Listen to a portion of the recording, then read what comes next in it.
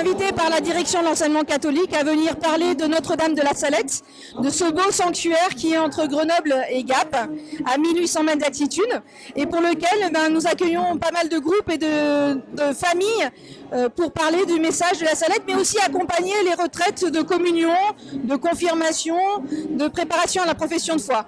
Soit les groupes viennent avec leur programme, soit les groupes demandent qu'on soit en soutien. Et là, on a un certain nombre de propositions avec des jeux, des activités qui leur permettent d'approfondir un thème.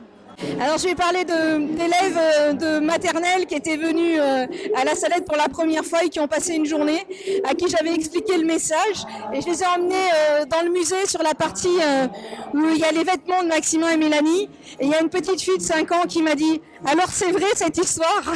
quand elle a découvert la photo de Maximin et Mélanie et les vêtements. Voilà. C'est le sanctuaire de Sainte-Bernadette à Nevers, qui n'est pas si loin que ça de Dijon. On a 2h30 en train. On a à la fois un lieu de pèlerinage auprès de Sainte-Bernadette et une maison d'accueil où on peut recevoir des groupes à la journée ou sur plusieurs jours pour vivre un temps de retraite, une sortie ou pour découvrir un peu plus la figure de Bernadette.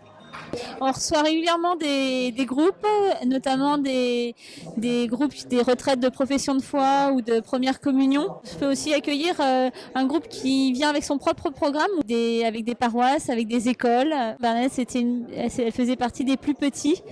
Et c'est vraiment ce message que Dieu parle à tout le monde et notamment aux plus petits. C'est quand les enfants découvrent les phrases de Bernadette.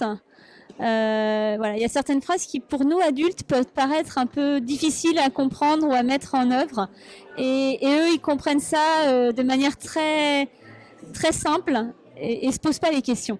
Et ça, c'est toujours très beau de voir un enfant qui explique quelque chose sans se poser de questions. Alors, je représente aujourd'hui la communauté des moines de l'abbaye de Cîteaux, et qui sont donc des moines contemplatifs, donc c'est pour ça qu'ils m'ont envoyé, ils ne sont pas sortis de leur clôture. Et l'idée, c'est de présenter l'abbaye, puisqu'il y a des possibilités d'hébergement à l'hôtellerie, des possibilités d'hébergement pour des groupes, pour des retraites, par exemple, de profession de foi, également de la possibilité pour les plus grands de découvrir la vie monastique aussi, par le biais de la découverte de la Lectio Divina et du travail tel que les moines la pratiquent, ora et labora, quoi, vie, prix et travail. Tout type de groupes sont accueillis, également un parcours de visite qui est adapté aussi à tous les âges pour découvrir un petit peu la vie monastique et notamment la vie cistercienne et puis l'histoire de l'abbaye de Cîteaux. Les offices qui sont souvent une découverte pour les jeunes. Souvent les questions des jeunes c'est mais les moines ils n'ont pas le droit de sortir. C'est difficile d'imaginer la vie contemplative, la vie d'un moine à l'écart du monde et en même temps très ancré dans le monde. On voit souvent l'effet des retraites un petit peu longues de 4 ou 5 jours pour avoir le temps de s'imprégner de cette vie de silence, de cette vie de prière. Et on voit des jeunes, effectivement, il y a quelques moines dans l'abbaye, notamment qui, plus jeunes, ont vécu la proposition des aventuriers du bonheur, donc qui est cette proposition de découverte de la vie monastique et du travail monastique, et qui sont par la suite devenus moines. Donc je crois que c'est un beau témoignage de ce qui peut être vécu lors d'une retraite à l'abbaye de Cîteaux. Alors c'est une maison d'accueil, nous recevons des groupes de toutes sortes qui viennent pour des retraites, des formations, des préparations diverses. Les jeunes viennent notamment pour première communion, pour profession de foi, pour confirmation, ou parfois passer une journée et surtout découvrir le message de Sainte Catherine Labouré.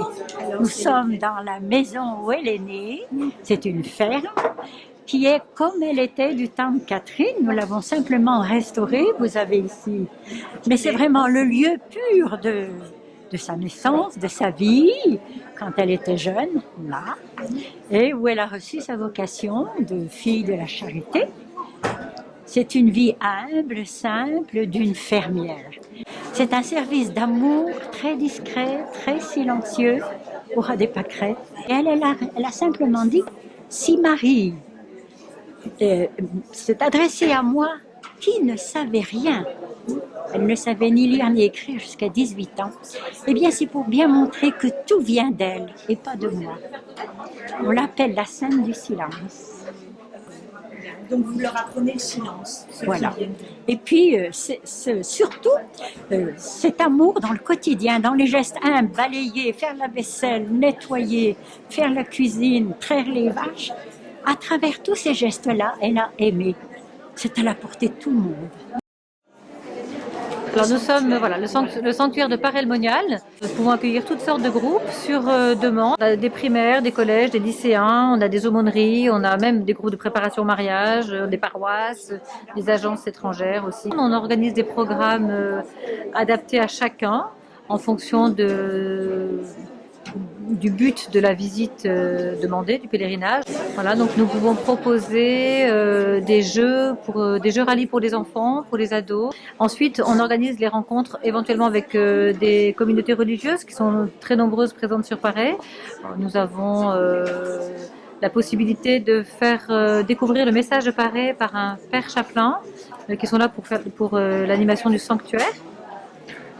Voilà, c'est découvrir le cœur de Jésus à Paray, qui est le seul lieu en France où le cœur de Jésus est apparu.